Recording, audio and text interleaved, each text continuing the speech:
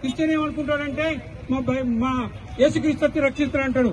ఈ హిందువు ఏమనుకుంటాడానికైనా ఏవో దేవాలయం ప్రోక్తం, దేవుడు నా దాంట్లో ఉన్నాడు, నేనే దేవుణ్ణి, నువ్వే దేవుడు అన్నాడు మన వాళ్ళు. కాబట్టి నేనే దేవుణ్ణి, నేనే రక్షిస్తా అని దిగి అని రక్షిస్తాడు. సరే, మనకున్న ధర్మం అలాంటిది. మనం అందరం ఎవరో అనుకుంటాం, మన యొక్క దేవత యొక్క స్వరూపులమే మనము, దేవత యొక్క స్వరూపులమయ్యే మనం జన్మించాం. అలాంటి దేశం మనది. ఈ దేశం కొరకు ఎంతో మంది తపన చేస్తే ఈ యొక్క సనాతన ధర్మం, సనాతనం గుర్తుపెట్టుకోండి, సనాతనం అనేది ఇప్పుడు పుట్టింది కాదది, మనందరికీ తెలుసు, రోజువారీగా మనం వింటుంటాం. కాబట్టి సనాతనం ఒక పురాతనమైనది, కానీ సనాతనం వినూతనం కూడా. ఇప్పుడు మనం పాటించేదంతా సనాతనమే. సనాతనం లేకుంటే క్రిస్టియన్ లేడు, ముస్లిం లేడు, హిందువు లేడు.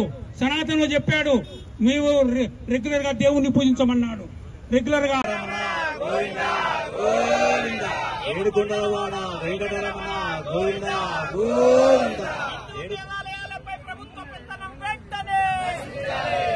దేవాలయాలపై ప్రభుత్వ పెత్తనం వెంటనే, హిందూ దేవాలయాలపై ప్రభుత్వ పెత్తనం వెంటనే రద్దు చేయాలి, రద్దు చేయాలి, ఎండోమెంట్ రద్దు చేయాలి, రద్దు చేయాలి, రద్దు చేయాలి, రద్దు చేయాలి.